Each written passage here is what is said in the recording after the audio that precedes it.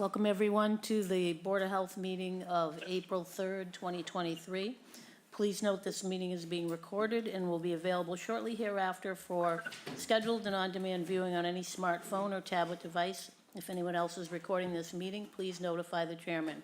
Pursuant to Governor Baker's July 16th, 2022, signing of an act relative to extending certain COVID-19 measures adopted during the state of emergency, including the extensions of orders suspending certain provisions of the open meeting law extended until March 31st, 2025.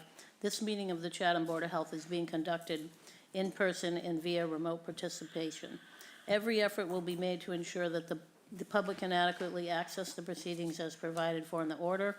A reminder that persons who would like to listen to this meeting while in progress may do so by calling the phone number 1-508-945-4410 and conference ID 733-755-923#, or join the meeting online via Microsoft Teams through the link in the posted agenda. While this is a live broadcast and simulcast on Channel 18, despite our best efforts, we may not be able to provide for real-time access. We will provide a posted record of this meeting on the town's website as soon as possible. And we have a lot of people here in the audience and online tonight, so we'll just ask that everybody keep your microphones muted until you get called on to speak if you raise your hand. And turn the meeting over to Chairman Noble Hanson. Okay. It shall be the policy of this board to conduct its meetings under the open meetings law so as to encourage public participation whenever time permits and as part of agenda item discussions. So we have two variances and then the public hearing to follow that. So first I'll establish a quorum, and if you're present, please acknowledge Ed Sheehan. Here. Dick Edwards. Here. Carol Boyce. Here. And Noble Hanson, I'm here. So first we have a variance for 52 Ivy Lane. I think Clark Engineering is going to present the variance, or did David Whitcomb? David Clark is online. Can you hear me? Yes. David Clark, for the record, of Clark Engineering on behalf of the Whitcomb family. I don't think anybody was on the board back when this was before you the last time, which was, I think, 20 years ago. The system was never installed, so all the variances and conservation permits have lapsed. The system is in failure at this point and is in need of upgrade. As you can see from the plan, there's very few options as to where to put a new system on this property. We feel the location that's selected is the best as far as meeting setback requirements, not only to property lines in the building, but other wetland resource areas. There are two wetland resource areas associated with the property. There's an isolated wetland across Ivy Lane, and then there's the floodplain and coastal bank. So the variances that we're asking for is in regards to setbacks to the coastal bank. Under state regulations, 50 feet is required. We can only provide 31. And obviously under the local regulations, it's 100 feet. Again, we can only provide 31. And same with the setback for the septic tank. We can meet the state requirement of 25 feet, but not the local requirement of 50. We did look at other places to put this system, but specifically around the back side of the house, but there already is a retaining wall there. We would have to take that out and build a more substantial retaining wall, and have to have variances not only from the building, but from abutting properties. So we feel this location minimizes the impact to the neighborhood in general. And we feel it is maximum feasible compliance pursuant to the state regulations. I'd be happy to answer any questions. Thank you. So you said the board had approved this plan in the past? It was something similar. Similar. It was actually, the system was over the property line, in that the Whitcomb family owned, David also owns the property next door. This was his father's house back in the day, and so the board approved a variance to put the system over the property line. It still would require variances from the coastal bank, but we chose to put the system entirely on this property this time around because I didn't see a provision in Title V where you could get a variance for putting the system over a property line unless it was a shared system. Okay, so it's a three-bedroom existing house, no additional bedrooms. No. Any questions from the other members of the board or comments?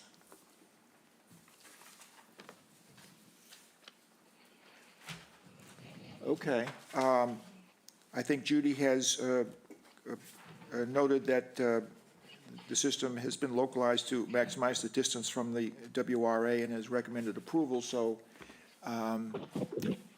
can I get a motion I'd move to approve. and a second? Second. Okay, and any? Yes, read the, please. So just three basic conditions. The applicant should restrict the property to a maximum of 3 bedrooms and record the restriction on the deed at the Barnstable County Registry of Deeds. The applicant shall submit a copy of the executed deed restriction to the board. The engineer shall submit an engineered as-built plan, including as-built elevations with a written certification that the system has been installed in accordance with the approved plan, and no alteration to the floor plan of the dwelling will be allowed without further review by the Board of Health or its agent. Any comments from the public on this variance? Okay, I think we can take a voice vote on this. All in favor of the variance for 52 Ivy Lane, say aye. Aye. Aye. All opposed, say no. All right, that variance is granted. Thank you. Thank you very much. Thanks, David.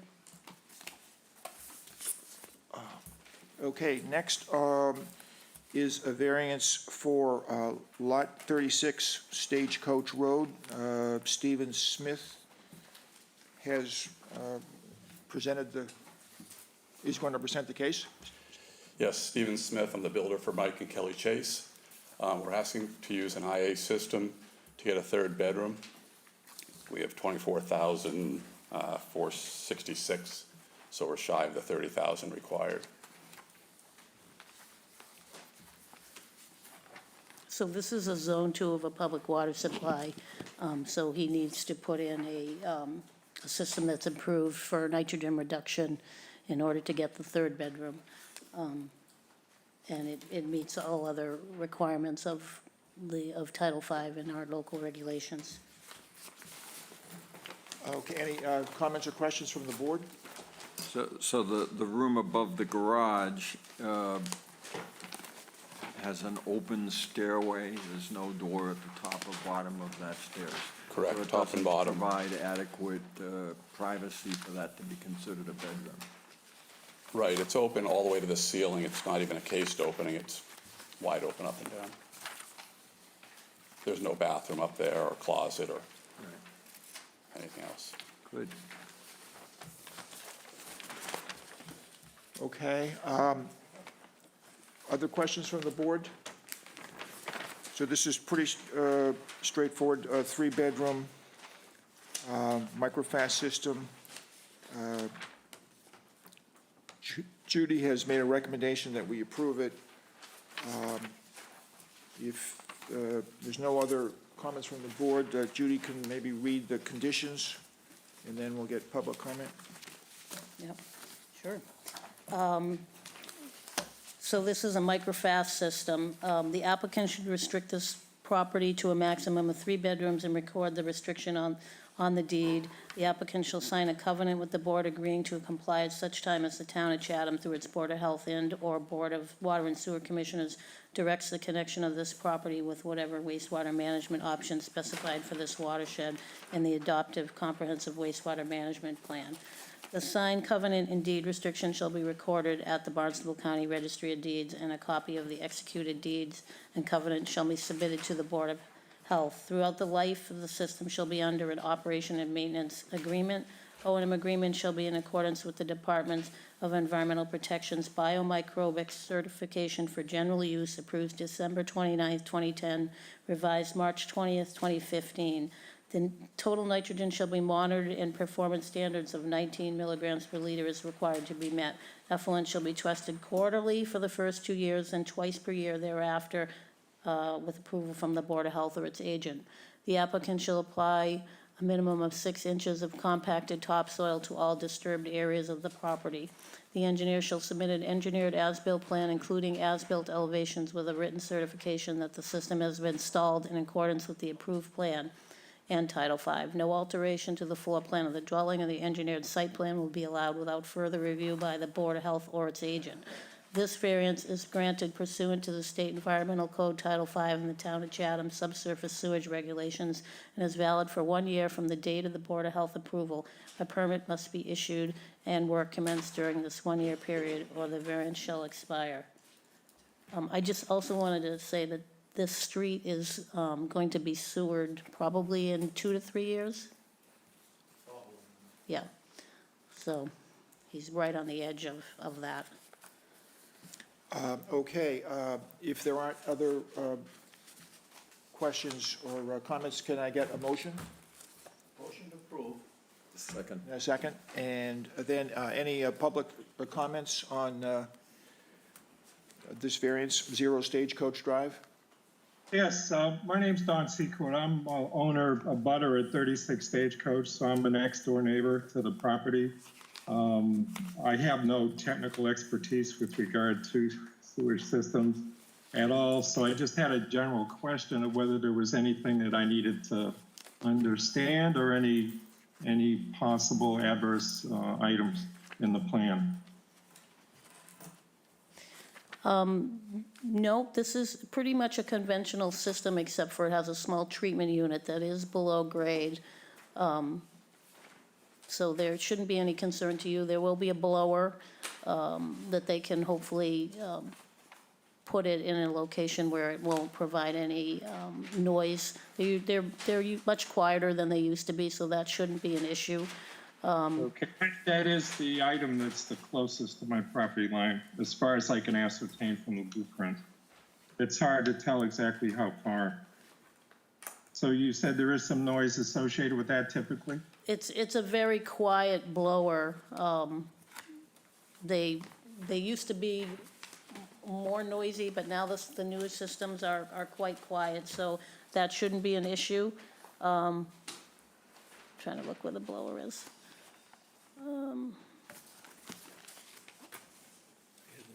Where's the blower? Oh, yeah. Yeah, I mean, that's 35 feet from your property line. I don't think you're gonna have any experience with problem with that sound. The sound wouldn't be discernible probably. Now, usually when you get 10 to 15 feet away from them, you can't hear them anymore. Okay. Great, well, thank you. Yeah, you're welcome. Okay, so I think we can take a voice vote on this, or to approve this variance at 0 Stagecoach Drive. All in favor, say aye. Aye. Aye. And opposed, say no. Okay, that variance is granted. Thank you very much. Thank you, Stephen.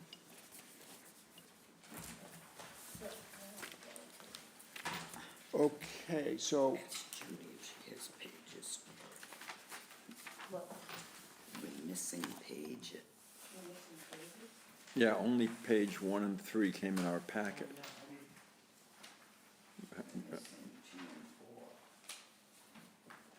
Yeah.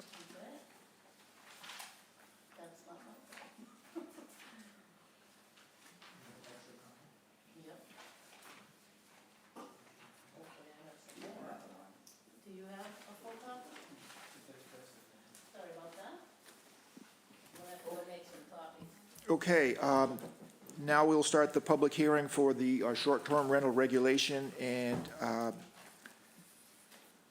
as I understand it, what we can do now is open up the public hearing with a vote from the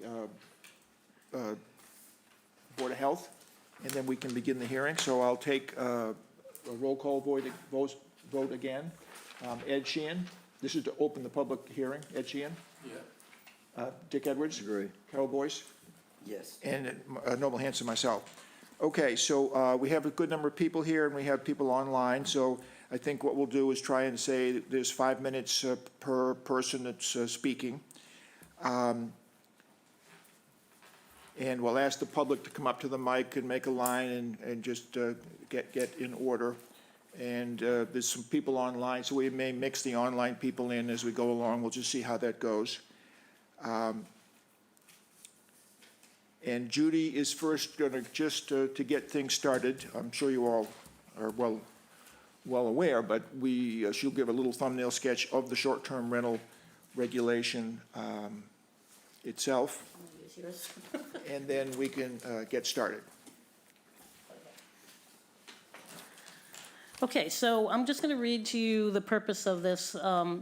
Just to let you know, this was vetted by a committee, a work group, a short-term rental work group, that we went over this for several months and came up with this basic regulation after deciding not to do it as a bylaw. They suggested that it go to the Board of Health, and the Board of Health accepted that task. So the purpose of this regulation is to protect the health, safety, and welfare of occupants of short-term rental units and the public, to ensure that properties are being used in a manner that will not stress the town's water or sewer infrastructure or the property's septic infrastructure, and not negatively impact the quality of life in residential neighborhoods. There's a section on definitions. Occupants are defined as any individual of any age residing overnight in a short-term rental. And a short-term rental is defined as a residential dwelling or any bedroom within a dwelling rented out using advanced reservations for a fee for a period of not more than 31 consecutive calendar days, excluding hotels licensed under MGL Chapter 40, motels licensed under MGL Chapter 140, 32B, and lodging establishments also licensed under MGL Chapter 140, Section 23. We have a registration that we wanted to make this as simple as possible, and so we have a basic registration, and no owner shall rent or offer for rent any short-term rental without first obtaining a registration certificate from the Board of Health. I'm not going to read through this, so I'm just going to hit the highlights.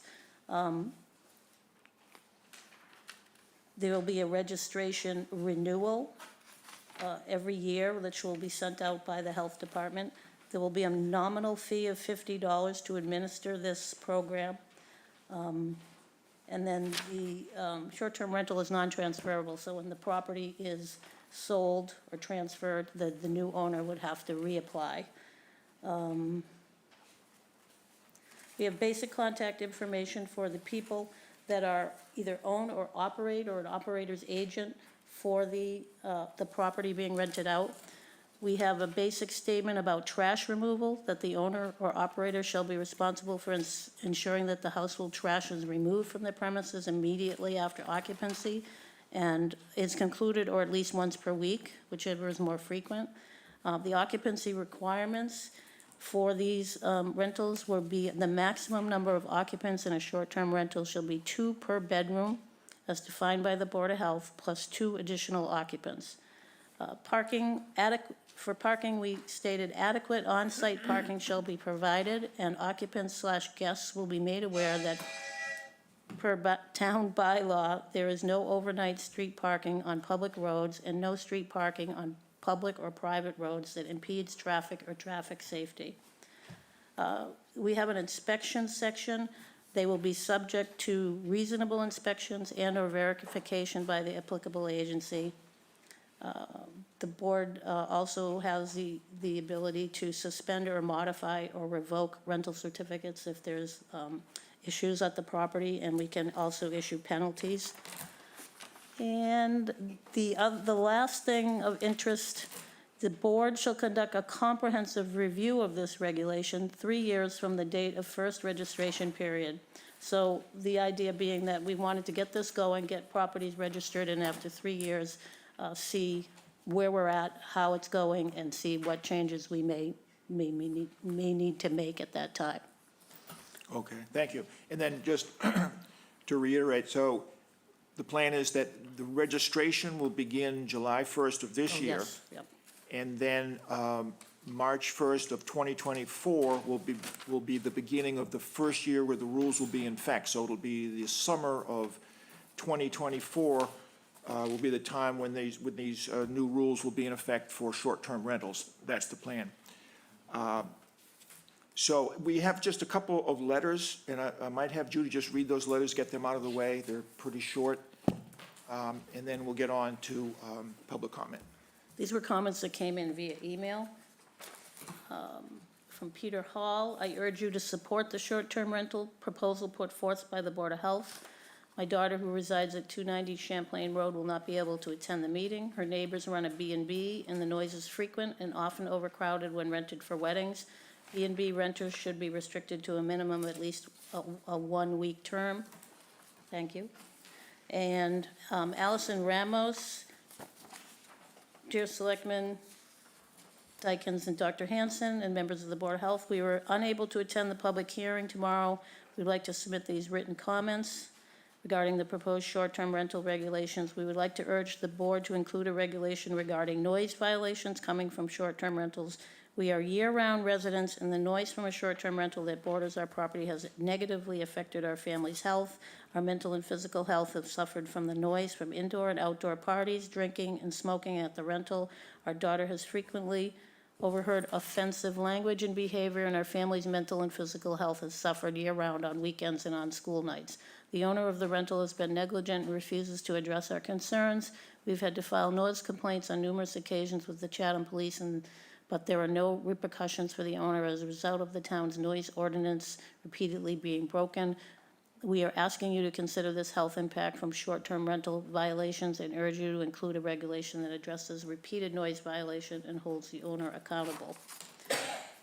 And lastly, I'm not going to read this whole one. Mostly. Yeah, this was from Gloria Freeman. I'm glad that this regulation is moving forward. Thank you for all your good work in getting to the point. She was bringing to my attention one question. Under the definition of short-term rental, what occurs if a rental is more than 31 days? I'm aware of a rental that lasts 10 weeks. Isn't that considered a long-term rental? And I would say probably yes, but I'll have to look into that. She also had some editorial pages, commas and hyphens and such, which I will definitely take a look at, and some clarity issues in the wording. But she supports this. Okay. Those are the Okay. three that we received online or via email. Okay, thank you. So we'll take comments from the public who are here first. So you can raise your hand, and we'll have you come up to the mic up here, and then just introduce yourself and make your comment. Yeah, I'll right up to the microphone, the stand.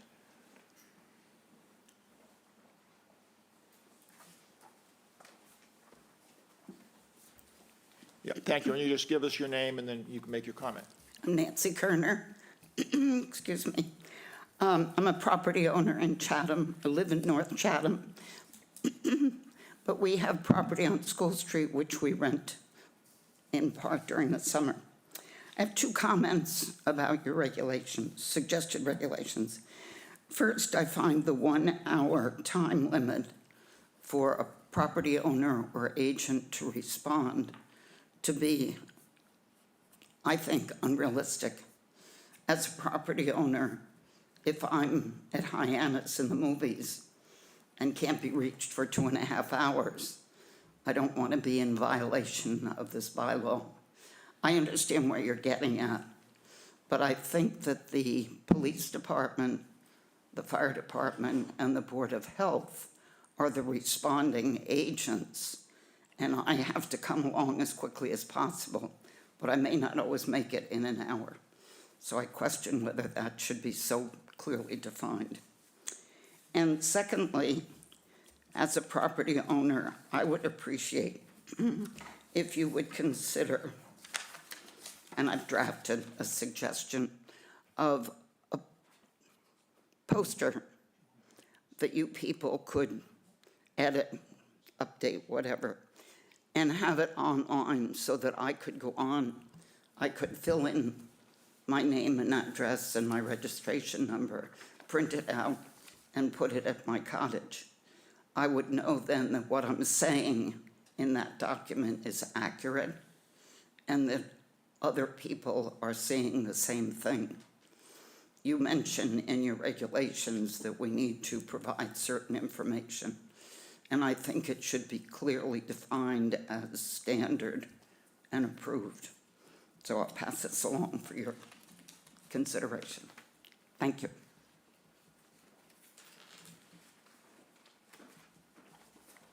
Okay, yeah, the next, okay.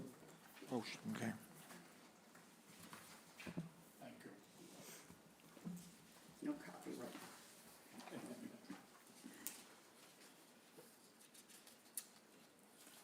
Thank you very much.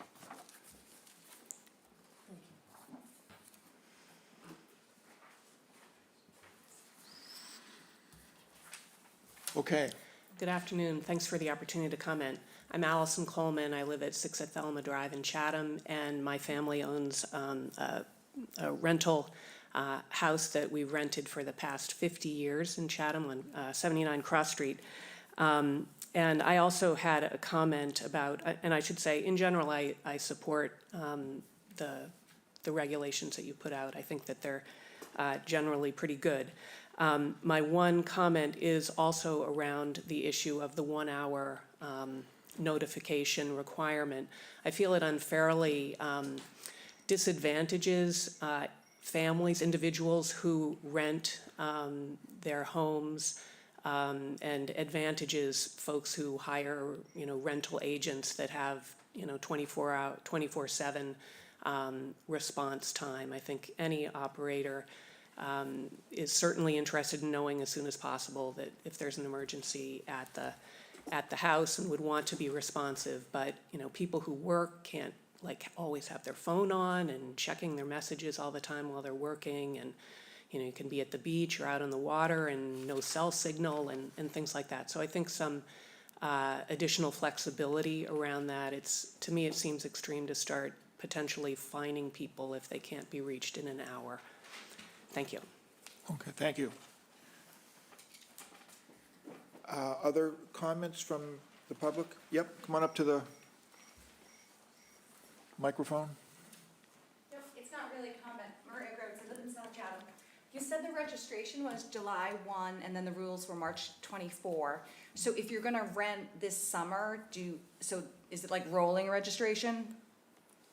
So the registration date of July for 23, so you need to register, what's the? We are taking registrations if this passes, starting July 1, but the actual rental period begins the following March of Okay. 2024. Okay, so any rentals, so nothing's So gonna happen until anything, March? right, anything Okay. for this summer is not covered by this. Thanks. Right. Okay, We Yep. have one hand up in, is there someone else in the audience that wanted to speak? Yes. Please go. ahead. Come up to the, I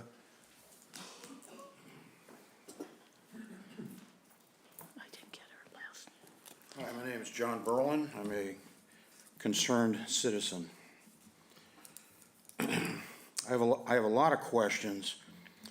I've read the proposals. I've read probably 8 or 9 different Massachusetts general laws that are referenced in this document. I feel that there's quite a bit of material in terms of, let's just say, laws or codes or situations that could possibly come into play here. And I would just estimate, and I'm saying this because I've done some research here, there's probably about 1,500 violations that you might reference with each and every one of these Massachusetts general laws that are written in this proposed document. State sanitary code, for instance, is 32 pages. It includes things like how your counters are in your kitchen, for instance. There's a lot of health regulations, there's a lot of, and it's all here and it's all in writing, and I appreciate that. But I've spent the last probably 3 days reading into all the Massachusetts general laws, and I feel that there may be some conflicts, one of which is, for instance, and I could get more specific, but people can read and do research. In terms of violations, there's a $200 a day violation. In one of the general laws, there's, for violations about septic systems, there's a $1,000 maximum. In other cases, there's $300 maximum. So I'm concerned that the public or whoever is concerned, on one case, does not have a specific list of violations. We have some general areas. We have parking, we have garbage removal, and we have something having to do with the septic system and the number of bedrooms and the occupancy thereof, which is in writing 2, and then 2 per bedroom, and then an extra 2 per house. In some cases, if you have 5 bedrooms, that would make 10, and then an extra 2 would be 12.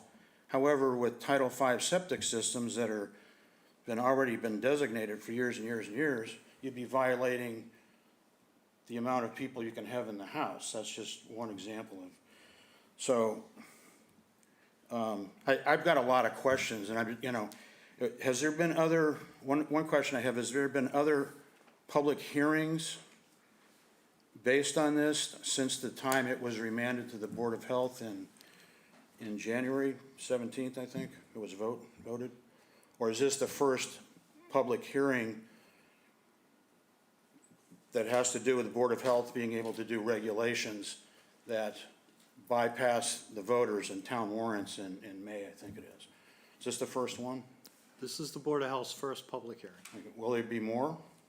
That'll be up to the board based on what they hear tonight and whether they choose to make any edits or changes to the regulation as it's proposed. However, the board has had all of our meetings, we've been discussing this for months, and it's been on the agenda almost every meeting, and Correct. we've been refining this, and those were all public, open to the public. That was a working group. No, the Board of Health has been discussing this twice a month for the past, well, geez, 3 or 4 months now. And all those minutes are available? Yes, they are. Okay. But But- that's not a But if you have public hearing. specific questions, I would encourage you to send me an email or call me specifically, and I can help answer your questions. Well, I could probably talk for an hour. Well, But when- we are limiting our, No, I to 5 understand that, minutes. and I'm probably at 3 minutes. But, there's a lot of references to a lot of different general laws, Massachusetts general laws, Town of Chatham bylaws, various sections, chapters, CMRs for violations, the ability for your board to restrict rental certificates. And is that going to be just, one of 3 things, your occupancy, you're oriented around your occupancy, your garbage, and your, whatever the other one is. Now I'm understanding we may add noise to this. All the general laws cited are in effect regardless whether we have this regulation or not. The state sanitary code covers all housing, even private housing. Right. And all rentals, which we currently have no local rentals, but if people are renting a property now and they have issues, then we have the right under the housing code and mass general laws to go in and cite things. Same with septic systems. If people have septic system issues, we would cite them under that. I don't believe we would cite them under the short-term rental bylaw unless it was, really a bad issue where people were staying there and they were renting it out with septic and sewage in their yard. But that is not likely. But this document references that. We have to reference all the general laws that we may look at, I mean, if we get complaints about a property, we have to look at the state sanitary code when we go into the property. So if a renter calls us and says we have issues, then we go in and we inspect, and it's based on the state sanitary code. Okay, and that's 32 pages. And so the Board of Health can then restrict or remove a registration certificate based on any one of those? It's in writing. Not without, public hearing, orders to correct and public hearings and, due process. But not it's in the document here. That's why I'm referencing, and that's why I'm bringing it up. Well, and I don't see a list of. I don't want to go back and infractions. forth on this, but the purpose of this is to protect the occupants. So if there are issues in the property that are considered unsafe, then yes, we would cite that and we would expect the homeowner or the rental agency to correct those violations. Okay, so the general question that I'd have, is there more than just the trash and the occupancy, the septic system and the parking? So there could be a whole host of things that we have to worry about. We should be worrying about them anyways, but 'cause even without this regulation, those are in effect. Correct, but they're focused here on being able to remove renter or, owner's registration certificate. So this is an additional burden in my opinion. Okay. So, I think your time is up. I would encourage you to Thank you for contact your- me. what's your email address? It's jgiorgio@chatham-ma.gov. You can find me on the Board of Health website. Okay. And Thank I you would very just, much. I would just say for your information, I think it's 2 meetings ago, the town attorney reviewed the registration and the regulation and answered questions. That's a public meeting. You can see it on video for your own information. Right, and I understand this has all been vetted and it's gone through the legal process. I understand that. Okay, thank you. Well, you still have concerns.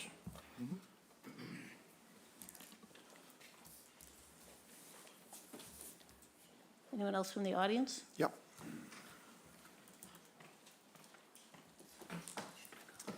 Hi, good afternoon.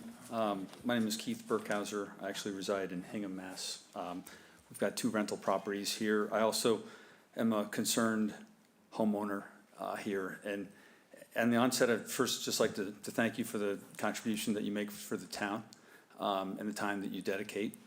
I think we're all very grateful for the efforts that you contribute. I think I do have a couple concerns, a couple questions, and I guess some comments just for you to consider. I guess my first question is really, I'm uncertain about the criteria that you use to allow a permit for a homeowner to rent their home, and then also importantly from the homeowner, what are the criteria to revoke a permit? I don't know what they are, and if you can point me to something, that would be helpful to me. With regard to revoking a permit, there are no specific criteria in the proposed regulation.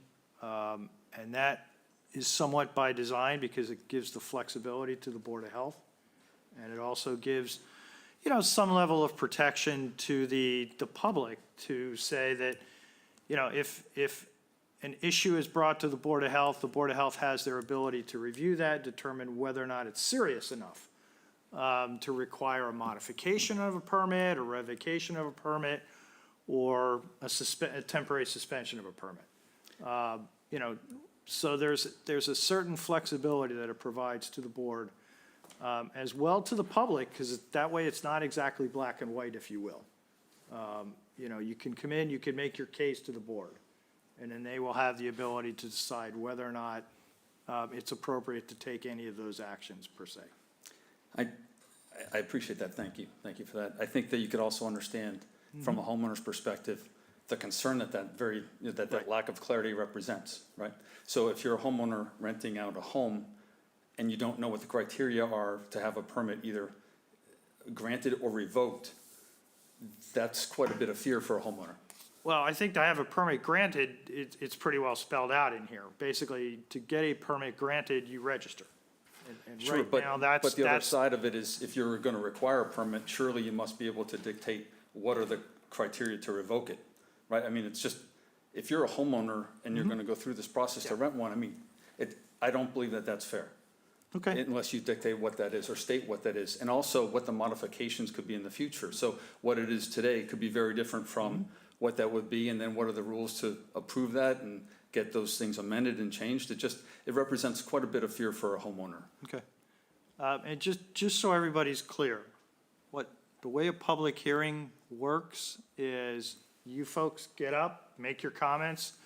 The Board of Health listens to that. It does not mean that anything is going to be definitively answered tonight, but it's your opportunity to get those questions or those comments before the board so they can think about them. So don't feel that we're not hearing you or we're not directly answering it. Generally, It's the way just a a significant public hearing concern. works is to get those questions out Thank you. there.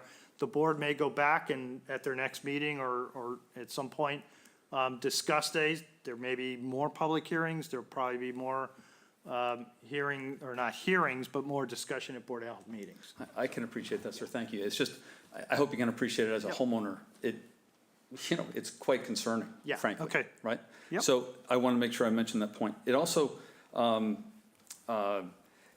I also think it impacts the ability of a homeowner to make a living as well, should one choose to rent a property here. And I think that's also a concern. Chatham is a beautiful town. People choose this town for a specific reason, as I did and as others have done. And I just believe that that people have always rented here, and all of a sudden now it seems to be an issue, and I don't truly understand why that is. I also note that other towns like Orleans specifically rejected this idea, having considered it for their town. I think if they went through this process, considered it, and then rejected it, surely they must have considered, I believe, all parties in that discussion, right? From the town's perspective, the neighbors, as well as the homeowners. I just think that that's something to note. And then I do respect the negatives that others have mentioned, and no one wishes to have these negatives in the town, and I certainly don't wish them either. And I can appreciate neighbors' concerns of noise, smoking, drinking, parking, garbage removal. I think those have been mentioned today, and no one wants those, to have those issues. So let's just be honest, right? So no one wants those, but it just seems to me that those are under the jurisdiction of the police department here, which is one of the best police departments in the state. And so I think that those are ill-pointed to your committee, from my perspective. I just remain concerned that these are matters that limit the rights of the homeowner, and I'd ask for your consideration. Thank you. Thank you.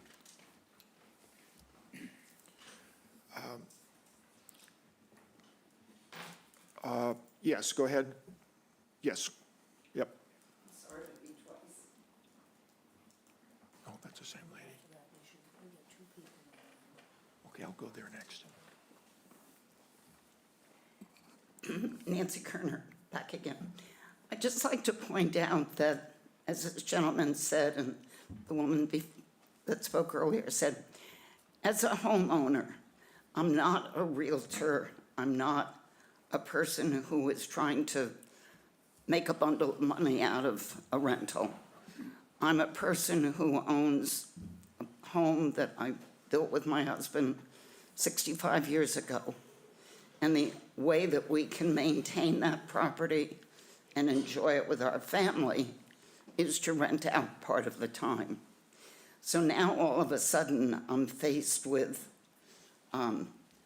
state tax and local taxes on the rent that we take in, which doesn't cost me anything, but it certainly is a factor from our renters. Also, the second water meter that many of us had to put in to have irrigation, or $10,000 for a new well. And now we're talking about these kinds of regulations, which I fear are kind of heading toward being so simply solved by everybody having an agent. And I don't want an agent. I want to be able to pick the people who stay in my cottage, and I want to be there when they need me. And I appreciate the supervision that you're offering, and I appreciate that there are a few incidents in town which are just awful. But please don't jeopardize my situation and the situation of many other small-town people who want to stay in town and maintain that piece of property for our families. Thank you. I just want to clarify, you're not required to have an agent. No, what I'm saying is that some of these conversations, to me, look as if, oh, well, a good solution would be, let's just be sure everybody has an agent. I know you're not recommending that now. No, we're not. But hopefully you won't. Thank you. Maybe we'll have Judy take a couple of online comments, and then Jim Agustin? Yes, good afternoon. Thank you for having remote access to this. My wife and I are part-time residents in Chatham at 70 Pondview Avenue. I have one question and one comment. I've been following the working committee that was developing the regulation here, and was hoping that one of the suggestions of having an exemption to the regulation, if you're renting the property less than, or 14 days or less, if that was still retained in the final recommendation as of today. And then my comment, like the previous gentleman that spoke, I do believe, my wife and I, like I said, we don't rent our place out. We sometimes let family and friends stay for a weekend when we're not there. But I think down the road, my children, my heirs may run into a time when they may need to rent. And this seems like an encroachment on property rights. I have some reservations about it. So if you could just take that into consideration, I would appreciate it. Thank you. The 14 days was taken out. Originally, the working group had put it in because we thought that the state said that if you rented for 14 days or less, you didn't have to register, but it actually says they do have to register, they just don't have to pay the tax. So we kept it in that you still had to register your property if it's 14 days or less. So that would mean that on the off chance that I rented it out for a weekend, I'd have to yearly pay this fee and do the registration process, I guess, huh? Yes. That's unfortunate. Thank you. We have, I think is it Elaine Gibbs? Elaine Gibbs? Yes, thank you. I have just a couple comments and questions. With respect to the compliance section, you know, that it does say all applicable state, local health and safety laws, ordinance, and regulations. Since we've been in a water ban now for, I don't know, 2 years, and doesn't look like that's going to get resolved anytime soon until we get all our wells up and running. Would it be useful, I think, for in the a packet for the tenants to know that there is a water ban in terms of using water when you know, their neighbors can't, topping off pools and outdoor activities with hoses and stuff? That's one comment. And then the other one is related to the parking.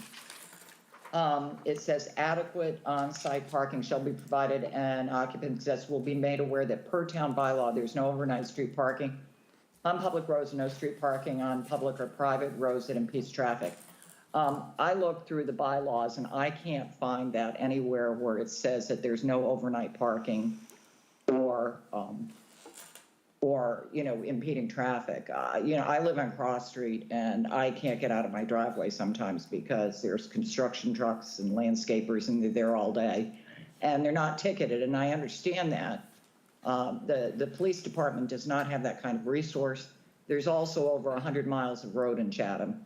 So to think that they would have to go around and, you know, ticket, I think is not going to happen.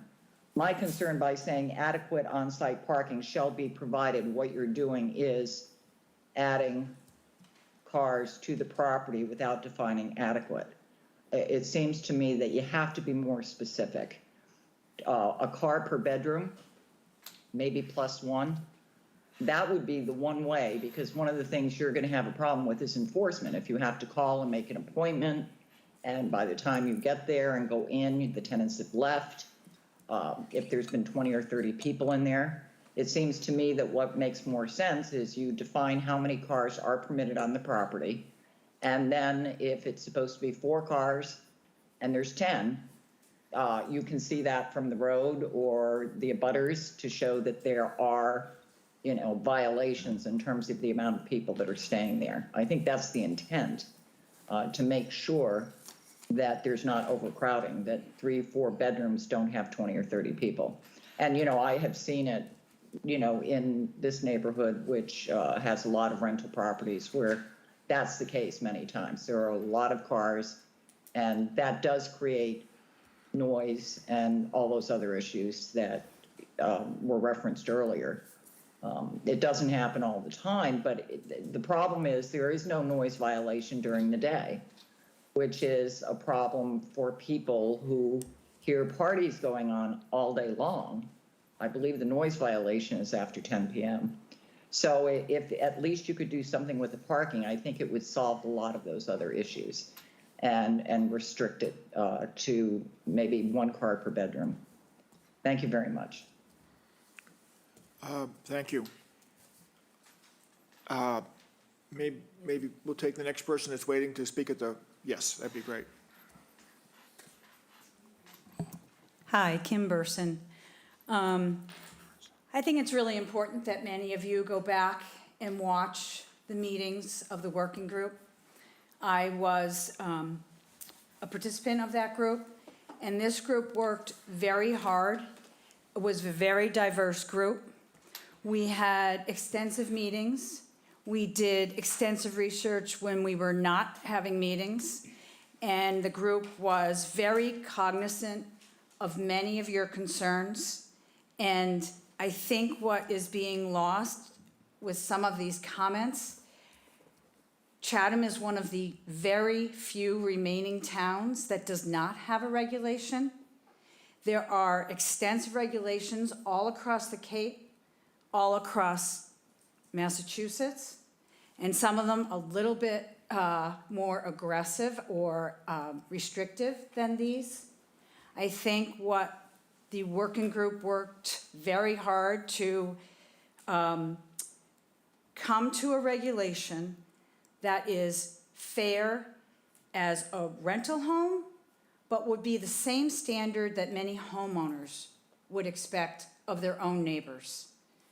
And yes, I understand some of the concerns of those who are families running rental properties. We had participants on the working group who were those situations. So a lot of this was considered. I just think it is important for the quality of life of neighbors who don't rent to have a regulation that is going to respect other people's lives, their own property, their own personal lives, their own quiet, their own reasons for living in Chatham. As I said, these regulations are not extensive over other regulations in other towns that have a lot of rentals. There's over 1,200 rentals in the town of Chatham. There should be some respect for homeowners who live there throughout the summer as well. Thank you. Thank you very much. You will take, someone from the audience can come up to the,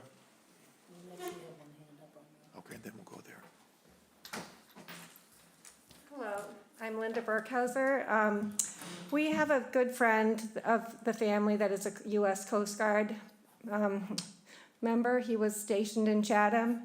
I went to meet him for lunch, and we went to the beach, and one of the first questions he had for me was, are the people in this town snooty?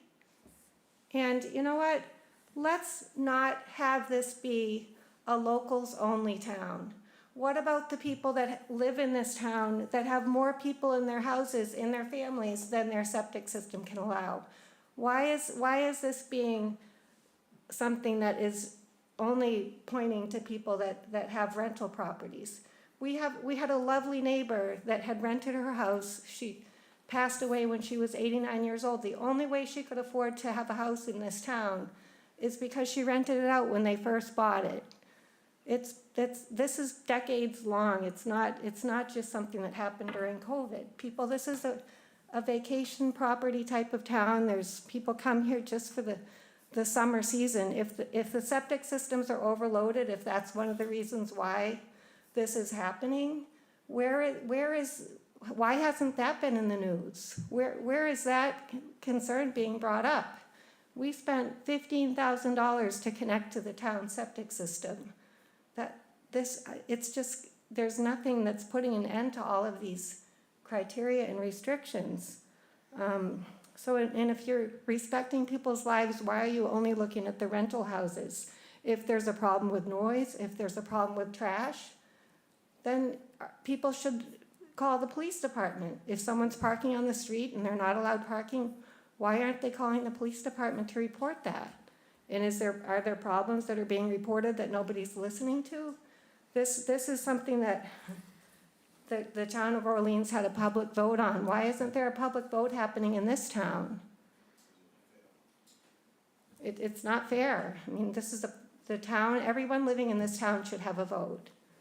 Thank you very much. Thank you. Yeah, let's take one online. Nicole Stern, your hand's been up for a while. Thank you. I've followed everything you've done now for months, but I don't recall if there was anything in the regulation that pertained to dogs, animals, but dogs, barking dogs. Most rentals prefer not having dogs or cats, but there are many that do allow dogs, and sometimes people come with 2 dogs or 3 dogs. If they go out for dinner at night, sometimes the dogs get upset, or if it's a fenced-in property, and a lot of them are when they allow animals, then they just leave them out, and they bark a lot because they're missing, not being part of what's going on. So is there any reference to that? No, there is not. That would be a police and animal control issue. And I've actually never seen any local regulations for rental, short-term or long-term, that reference dogs. It's up to the individual homeowners to decide whether they want to allow pets in their property or not. But we can discuss it further, for sure. Okay, I understand that, but again, it's really not the tenant. I mean, if an owner agrees to rent to a family that has 2 dogs, and there's issues with the dogs, it's the homeowner that's going to be responsible. So maybe there should be something, because again, if they allow dogs, then obviously they like dogs, and I like dogs too. But that can be a problem for neighbors just as much as lots of partying, day or night or whatever, because that really can be very annoying. So it's just a thought. It might be something that you might be able to include. So thank you. Thank you. A hand back there, can come on up to the microphone, please. Thank you. Ellen Healy from 420 Main Street, right here in town. We started about a year ago renting a little bit of our house. We have a tiny house to begin with. We're hidden off of Main Street, and we do rent to 2 people over 25 years of age on a weekly basis. I'm just kind of stunned by all these regulations that are going to come out. But on the other hand, my husband and I see, because we walk through town all the time. So we walk in the evening, we walk first thing in the morning. We see the multiple cars shoved in the driveways. We see that. We see the craziness. We hear the craziness that goes on at night. It's Chatham. That's the way it is in the evening. But my big question and concern is, what about this waiting list that was brought up in the Chronicle? A waiting list that you're going to have a limit for so many people getting regulations or getting, no? I did read that. No, I don't think a waiting list has been talked about at all. It hasn't been. No. Okay, so that's dropped. Well, I don't think it was ever discussed as an option, a waiting list or a limitation. Okay, maybe, all right, maybe I read it maybe in another town. Maybe that was it. It could be, or, yeah. Or Okay. maybe someone's concerned, but we never talked about putting some kind of a limit on Okay, short-term that rentals. was my big thing. So we certainly number. support, quiet, that's for sure in town. But it does seem to be a bit invasive in general, so, thank you. Okay, thank you. Other opinions from the, or comments from the audience? Yep, I can see a hand there. This is my second time up here, I appreciate it. John Berlin. To expand on a couple of things that were just brought up. When I look at the big picture here, I think there is, well, first of all, I don't think there is a difference between two sides of the street, which on one side is a short-term rental, 5-bedroom house, septic system, and the other side of the street, which is, an owner owns it that doesn't rent. Okay, 5-bedroom, identical houses. Now, you have short-term rentals and you have 10 people in the house and maybe they make noise and maybe they have a parking problem. On the other side of the street, you have a homeowner that has the same thing. Maybe they don't get their trash picked up on time, or maybe they have too many cars, maybe they have families come in. Large families that come to Chatham that aren't renting. I've been around here a long, long time, and we got a parking problem downtown Chatham, let alone that. But my question is, what is the difference between these two houses? Can anybody explain that in terms of what we're trying to regulate here? Because I feel that short-term rentals have maybe noise problems, parking problems, garbage problems, and occupancy problems, but don't regular homeowner-owned houses have the same problems? There's no way to answer that question, but I think it's interesting. Thank you. I mean, Just not to get into a back and forth, but Judy might just clarify Just to answer that question. why is it just short-term rentals? Short-term rentals, you have a turnover every few days with an unregulated number of people in and out of the property. Most homeowners, they may have a 4th of July weekend party or family once or twice a year, or they'll have something like that. But these are businesses. I'm not talking about the small mom and pops that have been doing this for 30, 40 years. What we're seeing is people coming to town, buying 3 or 4 properties or more, management companies buying properties up and advertising that they'll operate these for you. 4-bedrooms houses that sleep 15, 16 people. This is not uncommon if you look through the Airbnb. That's what we're looking at. The individual homeowners, we understand that people have times when they overload their septic system on a weekend or periodically they have a party or something like that. But that's not what we're concerned about, and that's not what the neighbors that have complained to us are concerned about either. I hope that helps explain where we're coming from. Well, it helps, but that's not written into the regulations. There's no dichotomy, it's just short-term. You have to come up to the mic. Okay, we have. Yeah, short-term rentals are defined in the regulations, and I just, to give context, the state requires that B&Bs and boarding houses register with the state, and then they get taxed. And then it was not that long ago, a year or something, the state rolled short-term renters into that same category where you had to register with the state and you were taxed. So the state kind of defined the short-term renters, kind of pulled it out as an entity, and we've kind of followed along with that, I think.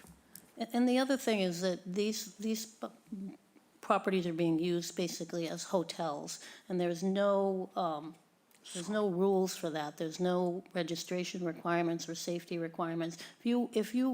Every hotel, motel, cottage colony, bed and breakfast in Chatham is inspected annually by the town. They register, they pay a minimal fee, and we go in and we make sure that it's a safe environment for the people that come visit Chatham, and that's what we want to maintain. I know you've heard about some issues on the Cape recently where there's been fires, and unfortunately, people have died, and we want to keep that from happening, and by going in and making sure people have the proper safety equipment and sanitary conditions, we hope we can do that, and that these businesses are being treated just like the hotels and motels who are also paying a fee every year and registering their properties with the town. We have another hand up? Yeah, hand up in the back there. I'm sorry, because I was late before. So how are you going to control this? If I've got a neighbor with 5 cars in the driveway and it's noisy all weekend long, other than the police, which you really don't want to do, and this continues every weekend? And I'm saying this is just a theory, this is not my neighborhood.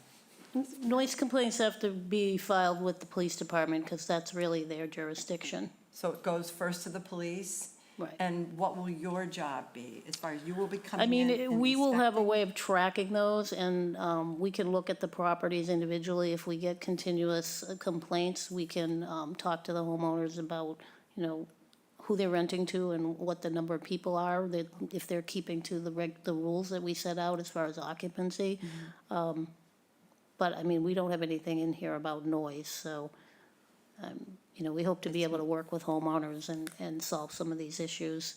And again, after 3 years, we're gonna look at this. This is to start a registration process, so we can find out who's out there doing this and what the issues really are, and then we can refine this regulation moving forward. Thank you. But I'd just say that the plan is that the Health Department and the Board of Health will administer this short-term rental regulation, and the Select Board sort of voted for us to do that. So that's the plan, and it'll be something that we develop over time and iron out. We have Gloria. Another caller online? Yes, thank you, Gloria Freeman. To begin with, I'd like to thank the Board of Health members and staff, as well as the working group, for all your work on behalf of the town, its residents and visitors, in soon having a short-term rental regulation on the books. You've done an excellent job. I must agree with a previous speaker that the regulations should include mention of mandated water use restrictions. I think that's very important. And I have mentioned this before. I hope you will discuss not allowing rentals for dwellings with cesspools. I hope you'll consider these issues. You've taken a major step in protecting the quantity of water and sewer infrastructure, as well as the quality of life in residential areas. Thank you. Thank you. Other people online? No, I don't see anyone else. Other people in the audience who'd like to make a comment or questions? Okay. Oh, we do have one person just put up their hand. John Halgren. Go ahead, John. Yes, good afternoon. From nice and warm Florida. wanted to say I was glad to be helpful, participating in some of the meetings simply as a person who owns a cottage colony. So I'm already subject to a lot of these regulations and so on, these type of things. And I think it's simply fair to me to have other people who are renting themselves to have similar regulations. And I don't see any problem with what you're doing. Also, the fact you did drop the fee down to a minimal $50 from the original, I believe that higher fee and the fact that Orleans wanted as a bylaw were part of the reasons why that didn't pass. They had a little bit stricter regulations, and I think that was part of the reason why it failed for them. So I think so far, the thing that I heard tonight, and I sort of, from my point of view, I also somewhat agree, was that the idea of, although I'm on site, so 1 hour response for me is fairly easy, but there are conditions where, maybe somebody is occupied for a couple of hours and they couldn't be reached. So that sort of makes something sense. The other thing was in terms of the smoke detectors, I don't recall in the last version there, do you have a thing that indicates as far as, I believe it was like number and location, was there anything as far as listing what dates those are? Because there might be some houses where getting to the smoke alarm to verify the date could be a bit of a challenge vertically, if you will. So, thank you. No, we don't have anything specific about the smoke detectors. They have to meet the requirements of the fire inspector, and they have to be not expired or within the proper dates that they're allowed to be up. I think they're good for 10 years, depending on the individual units. So, but we will defer to the fire inspector on that. Thank you. Thank you. Thanks, John. Other questions or comments from the audience? And then we'll check online. I'd just say briefly, the person that noted it should be a townwide vote. If it's a bylaw, it would be a townwide vote at the annual meeting. The working group, after much discussion, decided that it was better to do it as a regulation by a regulatory board. And they asked us to do it. That's how it happened to come here. And the select board sort of agreed with that and voted to do that as well. So it's done as a regulation. It means that as it's developed, if there are problems or things aren't working or what we've written isn't readily usable, it can be adjusted. So it works both ways in terms of what you do, but it was felt that it was be a much less cumbersome way to do this. And that's how it happened to come to us. Other questions or comments? Yes.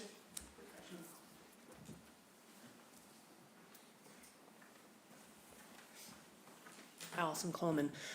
Just a quick question. I'm wondering, assuming that this goes through, will there be ongoing data collection? I think it would be useful for 3 years from now to know, like, how many complaints are there, what types of complaints, and has any data been collected so far, like over the last couple of summers? We didn't have a system for collecting complaints, because complaints could come in by phone, but we didn't have a regulation to enforce, so we didn't really do anything. We couldn't keep track of them or take any action. The police department has their separate way of tracking complaints. We're hoping, and we plan on using this, we'll have an online registration and a tracking of complaints component to this as we move forward, so that after 3 years, we will have data that we can look at. So Thanks. That's the plan. Thank you. There's somebody out there. Oh, yes, in the back. Come on up. Oh, this third time. I apologize. But based on what you just said, is there going to be some sort of a metric? So in a year, 2 years, 3 years, we will have discovered that these regulations have succeeded? I mean, we hope, you know, as I said, we'll be looking at where the issues have occurred, what's worked, what hasn't worked, and we will discuss it at that point, and if we need to get our working group back together again, we can, but the board certainly will be discussing it. And I think moving forward, there may be discussion with other boards, planning board, zoning board, moving forward with other issues around this issue. Right, but you do have purpose of this regulation, which is, was part of your introduction, to protect the health and safety. So what I'm saying is, will we know in a year that it actually did ensure properties are being used in the manner and so on and so forth? That's my question. I'm not looking for an answer. I'm just saying that after a period of time, we will have to know that, or not, that these regulations worked or they didn't work. And then what happens then, so. Yeah, I just say, yeah, collecting data and complaints and information going along, that's part of the administration of the whole thing. And then there's a mandatory public review in 3 years to go over everything with what results we have with questions and is it worth it, is it not, and all. Right. Although it could be done earlier if we needed to, but. But no data has been collected up until this point, which. Well, Judy said it's been, no, basically Judy said it's been haphazard, there's some, they haven't had a method, but that's part of the administration.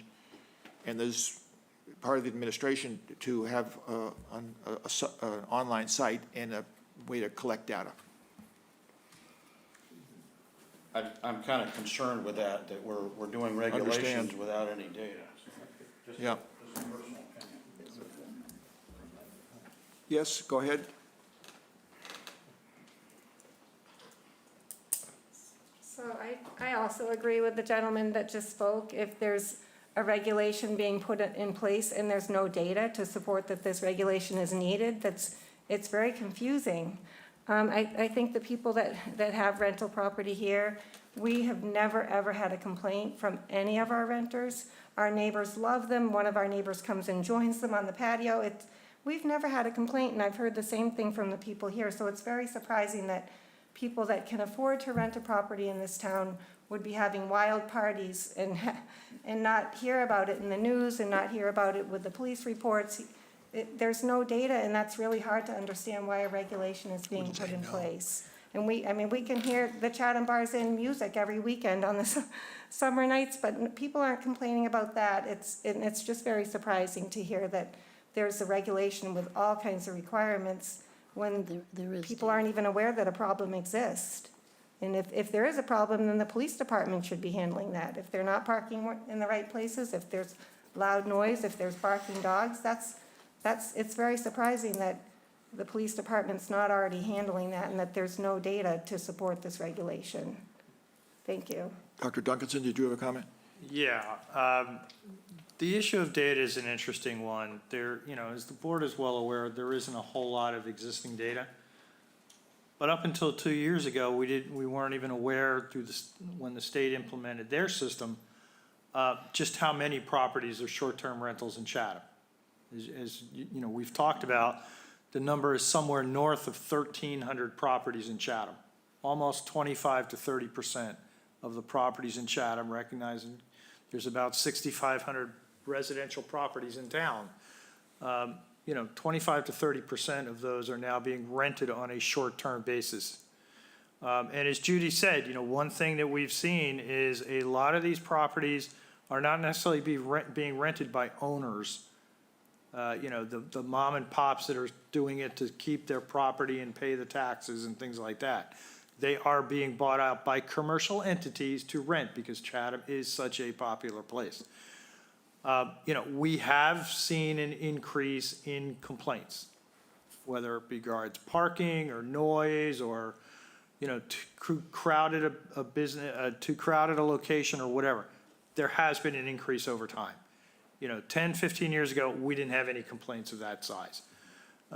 Maybe the occasional one regarding a wedding or something like that, was a one-time event over a summer as opposed to, now seeing it on a more frequently basis. So one of the things, or not one of the things, but, one of the key components of this proposal is to start developing that data.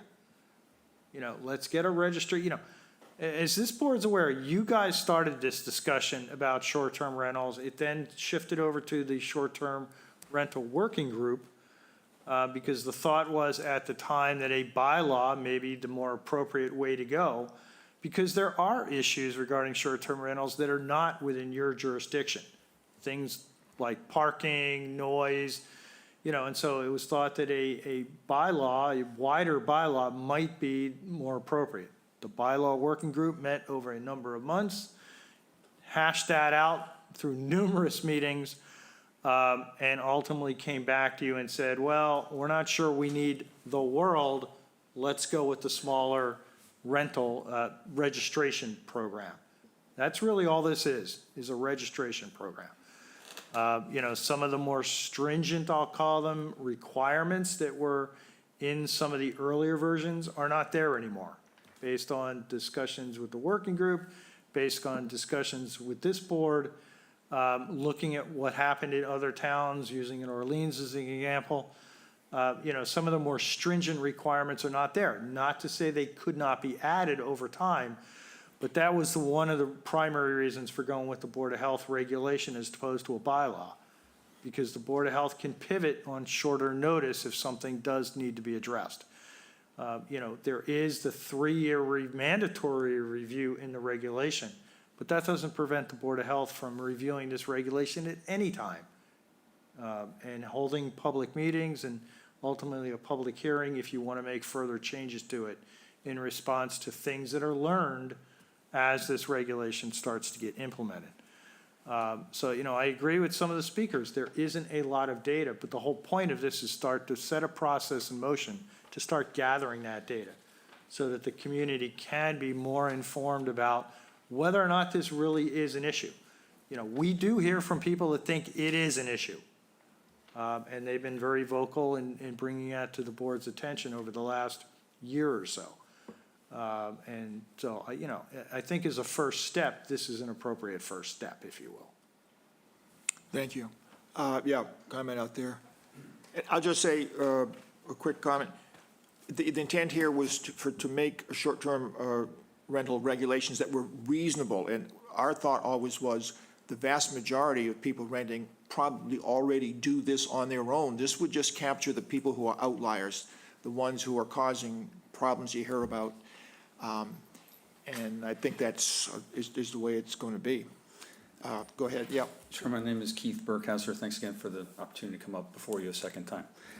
Sir, I believe that's true, what you said, Mr. Speaker, about having, trying to capture those outliers.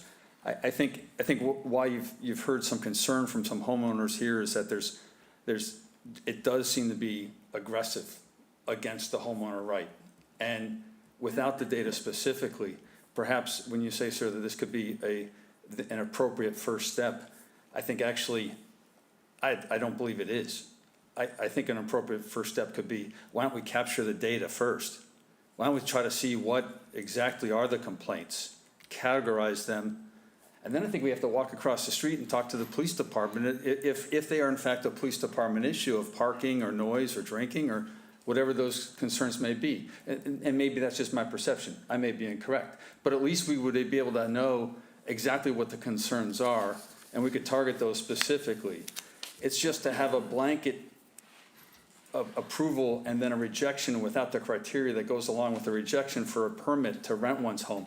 It's just a massive concern. I hope you can appreciate it. It's just a concern. Thank you for your time. Yeah.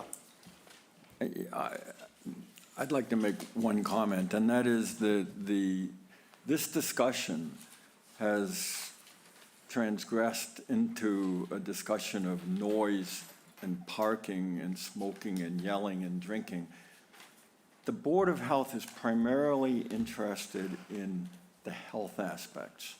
And where this started is when we started to look at VRBO ads and other ads, and we see that a large number of rental properties in Chatham are massively exceeding the capacity of their septic system.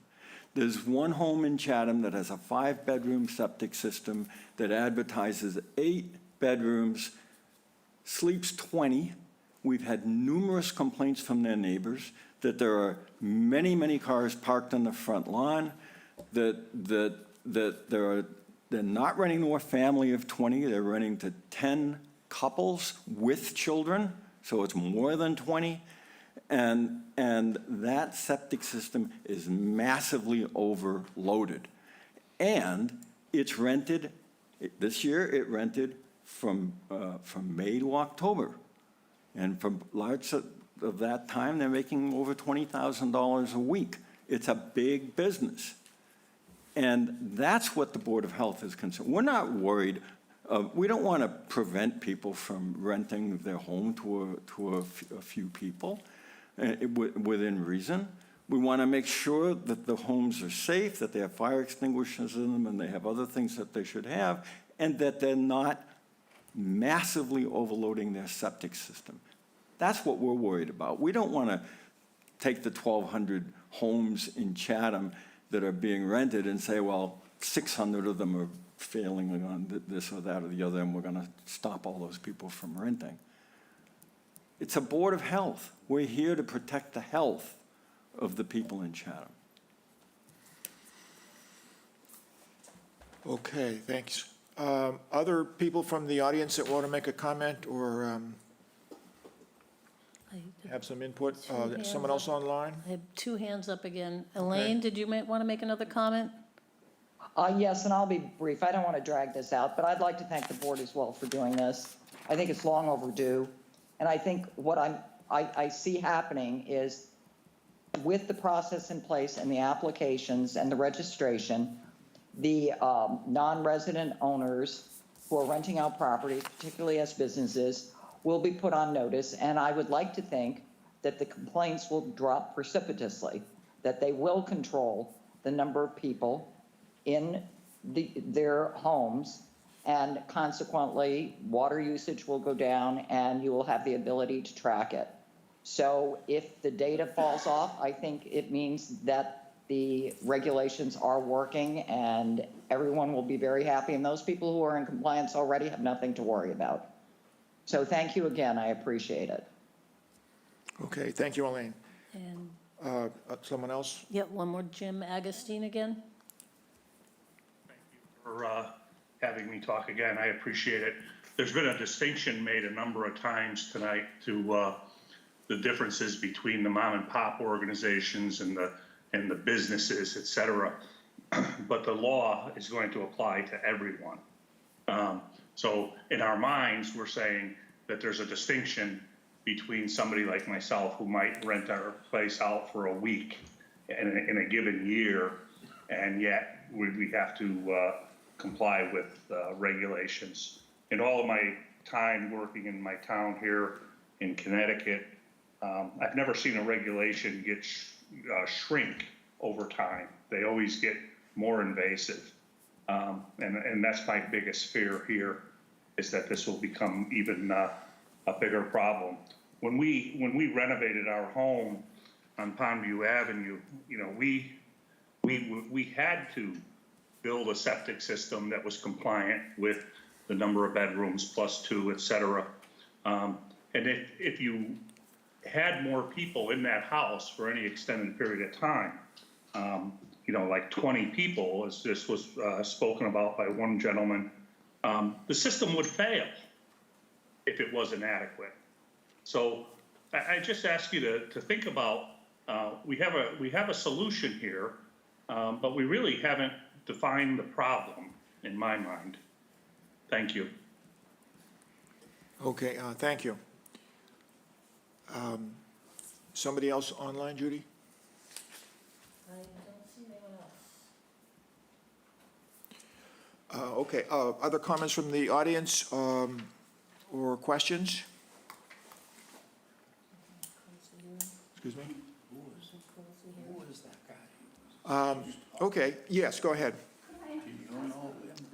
You go up to the mic so we can get you on tape. Can we limit how many times they get up? Nancy Kerner again. Just for example, let's supposing that there's a party next door to my residence, and it's a rental. And there's a bunch of kids over there that are misbehaving. As a homeowner, not as a person with property, but as a neighbor, what could I do about it that these regulations would help? I'm told that if you call with a noise complaint, we don't have noise bylaws in town, is that correct? No, we do.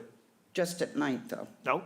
No, I looked online in reference to that comment that was made earlier, and there's no distinction. It just indicates noise being a problem. Okay. There's no distinction time of day. So that's helpful, thank you. So would I call the Board of Health? Would I call the police department?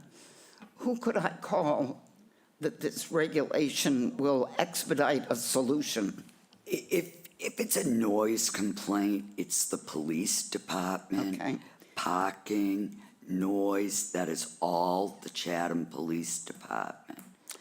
But And you and could, if I observe that they haven't had the trash picked up, I would call the Board of Health office. Is that correct? any of these issues, traffic, noise would be the police department first. But because the property could now be a short-term rental and would be under regulation by the Board of Health, you could also call the board. So call the police first, register that complaint, and then, the next day or the Monday after the weekend, call the Board of Health so that that complaint is lodged with us as part of the rental program. And then, over time, and that's what we've talked about, that would be the data that would go into a system over time. And after 2 years, if, that property has a history of complaints, whether it be noise or parking or trash or whatever they are, the board would have the ability then to get in touch with that property owner and say, hey, you have a short-term rental. It's a problem for the neighborhood. Here's what we've learned over a year or 2 years, and put them on notice. Okay. Either, verbally or by letter. Similar to what we can do for, hotels and motels and anything else, anybody else that's regulated. There would be an ability to notify them, because they may not be aware, as the people that own the property, that there's these issues. But if the board has that data, then, the board could get in touch with the property owner and say, hey, there's an issue here. Okay. So there is some solution to these problems. Yes. Thank you. Yeah, I think it's envisioned that, once this is in place, that if you have a question about a property, and you can call the health department, they will know if it's a short-term rental or not. And then you can kind of go from there, but in a way, it would be a hotline at the Board of Health for these questions to come in and get sent police or whatever, or if it's a rental, in fact, at all. So that's part of the whole process. And that'll sort of get working as we go along. Yeah. Thank you. Yes. Think that, this is the fourth time, right? Yeah. That's fine, we're fine, we're here to hear from people. I don't want to sit here all night. On the topic of calling the Board of Health, that's not on weekends for any type of enforcement, is that correct? It would be the police first with parking, Yeah. septic systems? Yeah. They Okay. do have the ability to contact us on the weekends if it's something they need us for, and we will respond, but you would have to call the police first. Okay. A general question regarding, there's going to be, I can envision some sort of a database, because you have to check on that particular house whether it's a short-term rental and it's been registered. Is that information, owner, address, telephone number, is that private or is that public? Everything's public that we have in our files. Everything's public? Yes. Just like you can go into the town's assessing records and look up property addresses and owners and, Well, in some states that's illegal, Sales. but maybe not in Massachusetts. you can go on the town's website and look up the owner of any property in town. Correct, but my question was the short-term rental database. Yeah, That's yeah. public? So anybody in If you this call, room, I'm not sure you'll be able to get into the database. You'd have to call us and request the information, I think. I'm not sure how it's going to be set up, but I don't envision it would be something that you could just go in and look Well, through my- at will. my question is, like, companies have privacy regulations, and it appears to me that this will be public information of some sort, perhaps not available online, but, you know, Now, all of our records are public. Everything in the files at the Board of Health are public, and the town hall in general is public information. okay, so the answer to the question is, the short-term registry or certifications, that's all public information, so anybody can find out Yep. I about mean, any house. you can already find out by going to the State Department of Revenue, and that has a list of every property in town that's a short-term rental. It doesn't give the exact street it gives the street number, but not the exact address. And the registration number, as I understand it, per these regulations, will be posted not only in the house, but on the websites that advertise them. That is part of the requirement, yes. Okay, so there's not much privacy going on here, is my concern. Okay, thank you. Well, if you're renting your property out and you have it on Airbnb, I think it's pretty limited privacy on that. So you want people to know that you're renting your property. That's the way it works. So, Okay, thank you. Yes? Step up to the mic so people can hear.